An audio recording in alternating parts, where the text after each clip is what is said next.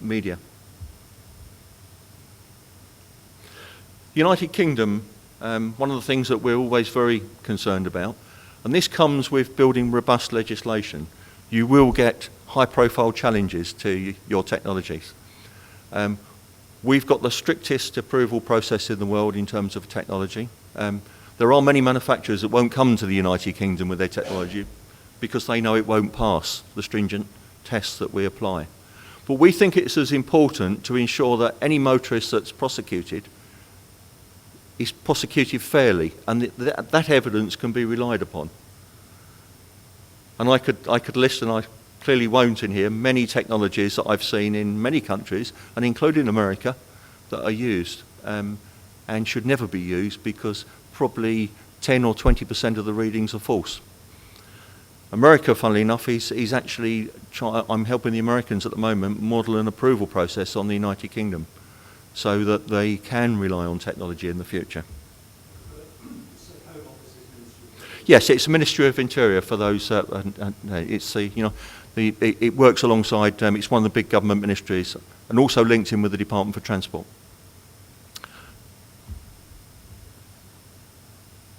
Data-led enforcement. Data is critical, and I mentioned that earlier. Everything is based that we do on data collection. Everything is targeted. All enforcement is targeted, and without effective data, you will struggle to achieve casualty reduction. You could be lucky, but in everywhere I've seen, the best and most effective strategies are based around targeted enforcement using data. And if you don't have accurate data, that's one of the first building blocks you need to put together to ensure that you do have data. I haven't had the opportunity to see data here, and it may be very good. And many countries that have a high casualty rate have very good data, but they're not utilising it properly. Communications. You saw the video on seatbelts. Very, very important that we have good, effective communications. But communications on their own are only one small part, and they add value to a good enforcement strategy. But they don't replace it, and don't be under any illusion you'll never achieve casualty reduction with communications on its own. You must have robust enforcement and then supported by education and communications. Just on a light note to finish on my presentation before we go into questions, and I've talked a lot about America and some of the things that the Americans are doing, and the Americans are trying hard. They see that they have very bad casualties, and they're doing a lot to reduce casualties. Now this is a slightly amusing video clip, but it is a way that the Americans deal with speeding motorists, or maybe.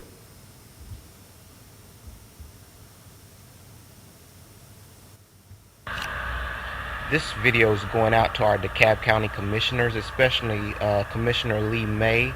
I recently inquired about having some law enforcement do some things on our street concerning the speed. As you notice, the cars are driving pretty fast. It's pretty dangerous. The only thing that I see that's happened is this sign that you guys put up, and this concerns me. It's a waste of taxpayers' money. I mean, there's no way that you guys can monitor this stuff from the sky, talking about speed limits being enforced by air, and it's not effective. You put up this new sign, and I don't see how this is going to work. It's ridiculous.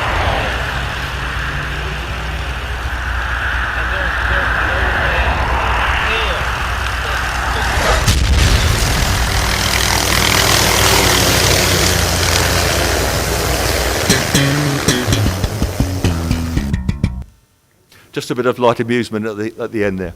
I hope the Americans don't really do that to speeding motorists.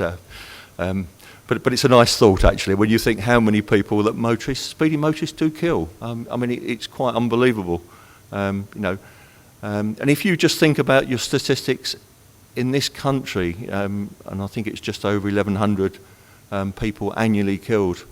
I mean, that's nearly the equivalent of three 747s crashing and killing everyone on them every year. And if you have one, you can imagine the outcry. But it is a massive problem and it needs to be tackled, and I'm sure you're aware of that. But I would advocate the very robust use of changing legislation and technologies, and the right technologies and the right strategies. And you will achieve change, and it's quite conceivable that you can halve your casualties within a few years if you change. And I think you can get your casualties down into the hundreds, or maybe 100 or 200 before too long, with a concerted effort to change. Thank you very much. Thank you very much, Trevor. Any questions for Trevor? Yes, sir. I would like to ask about the minimum speed limit enforcement and the average speed enforcement. For the minimum, if the truck, heavily loaded, is it fair to fine him for the minimum speed? And for the average speed, is it, in many countries in the world, and the practicality, how to do for the average speed enforced? Thank you very much. Okay, well, minimum speeds are enforced. We have very few places where we have a minimum speed limit. It's mainly on our motorways, but that's just done with routine speed police enforcement. And you're right in saying that vehicles that travel too slow can also cause accidents, really, in terms of the way that other drivers react to that. Average speed, and I'm not entirely sure I understood your question, but average speed is used absolutely everywhere now in the United Kingdom. It is used in towns. It's most effective on the strategic road network. And you talked about some of the big roads and long roads that you're building across Oman with great new technologies. I would suggest that they're absolutely ideally suited to average speed cameras, because you can put cameras just at each intersection, and it will measure the speed over the whole length. It's a very cost-effective way, and what it will do, provided that there's good legislation and good punishment for drivers that fail to comply, it will create an environment where drivers adhere to the speed limits rigidly. And that's what we've seen in the UK. We get very few offences now on average speed cameras because motorists are absolutely petrified of them. They're frightened of average speed cameras, and they cause compliance. From a police point of view, we're not after prosecuting motorists, we're after changing behaviour. So we have no one to prosecute. And that's been a big, big change in the United Kingdom in the last 10 years. Any other questions? In UK, there is different governments or Yes. sectors or regions, and each region they have their own Yes. strategy or their own laws and bad features. Yes. Like I've been with them for a week with the police patrolling, and I've seen all of this. And I think the law is the same as our law here, Yes. especially in the enforcement part. And also the offenses and the rate of offenses is around the same, I think. It's £50 for the speed limit. Here it's 50 riyals, is a little bit more. The points, we are starting to implement the points here, Yes. the license. And still the average camera, we have a doubt about it. Can you elaborate on that? Yeah, I mean, Because persecutors normally yeah, they are offending that. yeah. I mean, from your comments there, I mean, I think there's two things.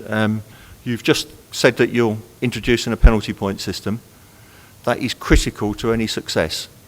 And I think that will probably be the very best thing that you do.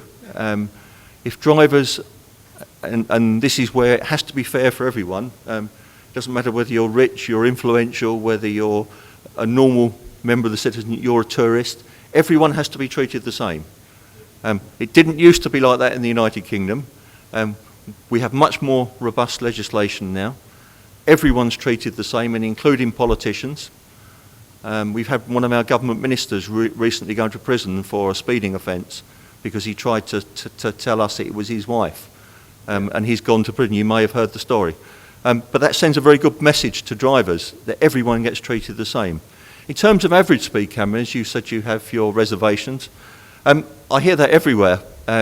We had our reservations. And there was a slow introduction of those cameras in the late 90s. And by the kind of early 2003-04, they suddenly realised, all the local highway authorities who were funding the cameras generally, that actually it was the most cost-effective means of speed enforcement that they could possibly put in place. And average speed cameras have been, not solely, but have been very instrumental in driving our casualties down to the lowest in the world.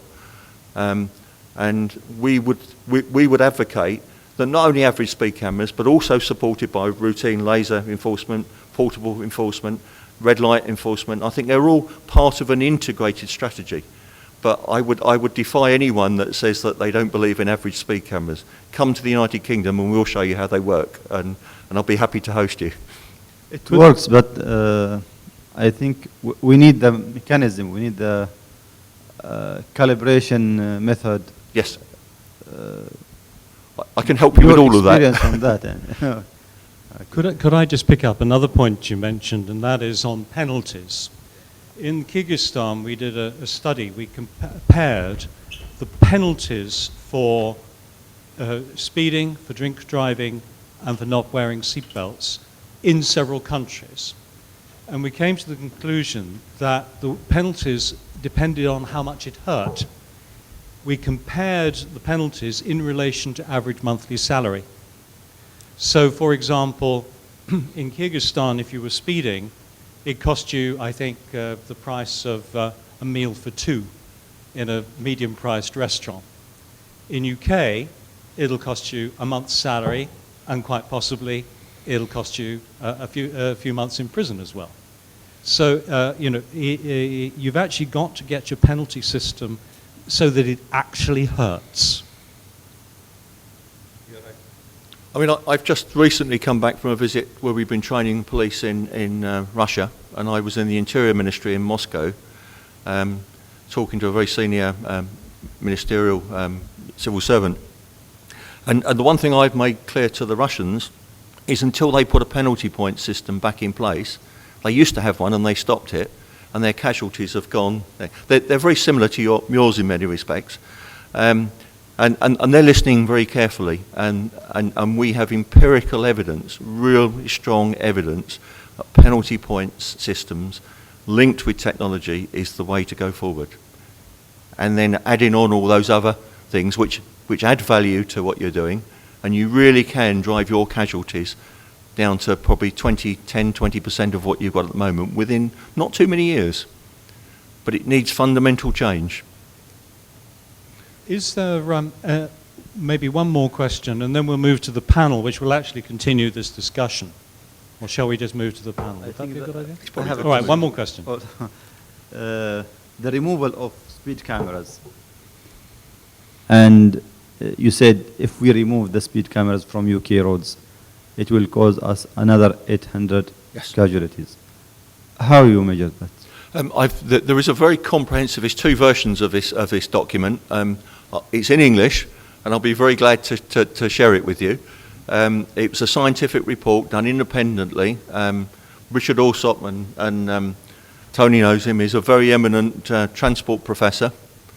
Were absolutely independently of the police and everyone else, and was provided all of the information, the data and the casualties and the thing, and he concluded that evidence. And that was a profound piece of work that was done in the United Kingdom. And actually, it made the United Kingdom government realise that safety cameras were a huge benefit to society. And as a result, the enforcement regime has got stronger now. When we had a change of government in 2010, when the world was going through its economic crisis, and it still is, a lot of government funding for cameras were removed in the United Kingdom. But that report gave us the impetus to actually seek alternative funding, which we did, and the systems and the processes are stronger than ever. And consequently now, we've also seen our lowest casualties on record. In the last 5 years, in 2010 we saw the lowest casualties. 2010, 2011 saw a small increase, and 2012 has now gone to become the lowest casualty on record since 1926. And the traffic's kind of increased a bit. And yes, and we've got massive traffic and congestion and everything. And I know you've been to the United Kingdom. Okay, if I might invite Lieutenant Colonel Ali to join us, bring your microphone. And Trevor, if you could...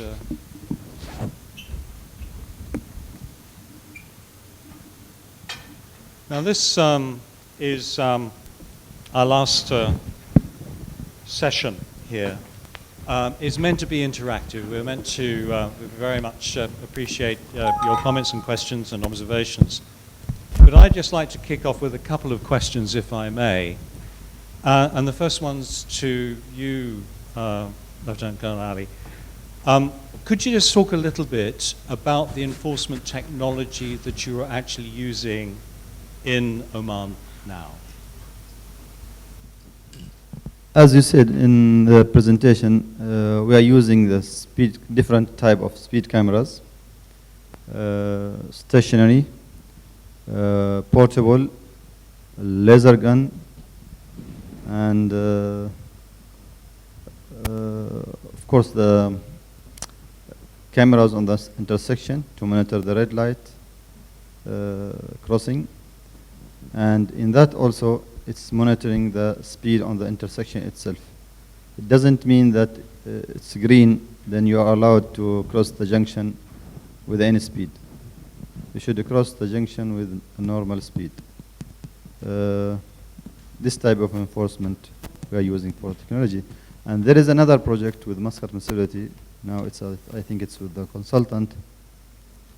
They want to implement ITS technology in Muscat Governorate.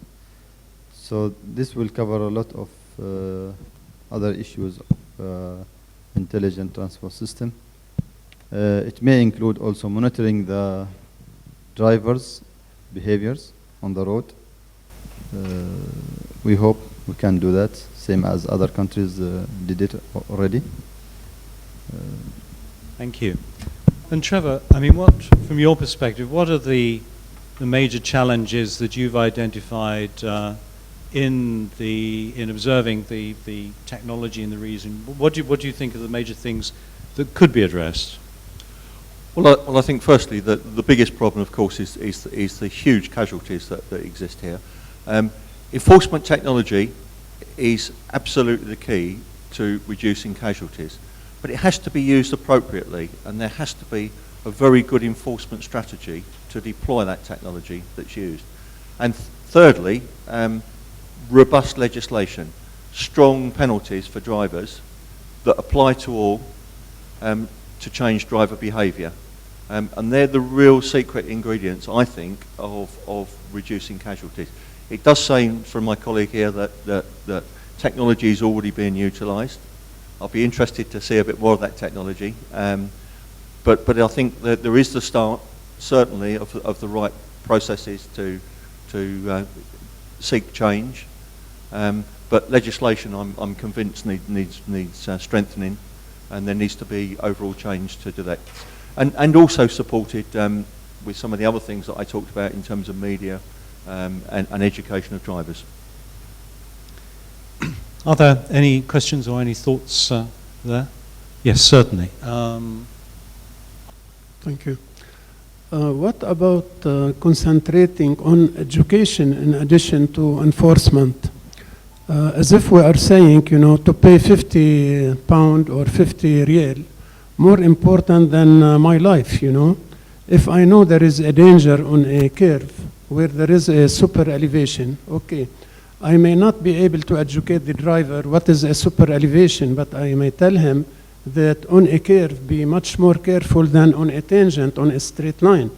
And don't overtake a car on a curve because there is no side distance enough for you to overtake. At the end, education, especially in Europe and you know where the people are less illiterate and so on, you know, that it will help more, than enforcement. So I stress education. Thank you. Okay, just in response to that, first of all, I absolutely agree with the colleague there. Education is vitally important. Fines to drivers often mean nothing. And I've heard many people in countries that don't have penalty point systems, for example, saying they treat it as a business expense. I mean, there are many places around the world, and including some of the states in America, where drivers just treat it as an inconvenience when they get fined, and they're quite happy. And it doesn't change driver behaviour. Education does, but the key here is to have a very robust penalty point system, which means 2 or 3 speeding offences and a driver loses their licence, and they have their car effectively, in some countries, for high speeds, actually impounded and taken away from them. But the way we get drivers to be educated is instead of giving drivers, only on one occasion, not every time, we have a national database, and if a driver gets caught for speeding, they can have their name put on that database, so they can't have it again, and they can go on an education course. Now that, as I said, in 2012 has achieved our lowest casualties, and in conjunction with educating in excess of 1 million drivers. And that's not by any accident. There's a real correlation there into the way we've done things. So I absolutely support what you say about education. Fines are no good on their own, and fines are important, of course, but penalty points are the key, linked in with education. Could I just add, if I may first, and that is that if you have points on your license, your insurance premium doubles or trebles. Yes. So it is a major incentive not to get points. Yeah, and one of the things I completely omitted to say, and Tony's just raised it, we work very closely with the British insurance industry. All of the car insurers now work closely with the police and the government departments, the Interior Ministry and the Department for Transport. And they also help us restrict both young drivers in high-powered cars and drivers that have been convicted of offences. They make premiums very high and sometimes refuse to insure high-risk drivers, which has helped us enormously. And we share data with the insurance industry. Ali. I think also the categories and behavior of drivers it differ from one to other. Some people, education is very suitable for them, and they can comply with that. But other drivers, education is nothing for them. So enforcement is very important for this type of drivers. I completely agree with that. Hi, good afternoon. I was listening to Colonel Ali Al-Falahi with some interest, and he was talking about IT, intelligent traffic systems. One thing which I've got some awareness of is that the fact that GPS, I think you call it over here, IVMS monitoring systems, has the highest penetration of anywhere in the world, I'm told. And I've also seen that the PDO figures, since they put in these kind of systems and have been leading them in this country, have reduced accident rates hugely. What I'm asking about here is, when you say ITS to reduce accidents, what are you really referring to? And the second one is, you just mentioned it with insurance, that you work closely with the insurance industry. They should also be using telematics, some kind of a carrot as well as a stick, right, to pay as you drive if you're driving well. But I don't believe those kind of systems are anywhere in the Middle East yet. I mean, in that context, for example, are you talking about in-car technology? For example, some vehicles have got a breathalyzer which, if you're smelling of alcohol, won't allow you to turn the engine on. That's going to the extreme. Yeah, but this is the direction it's going.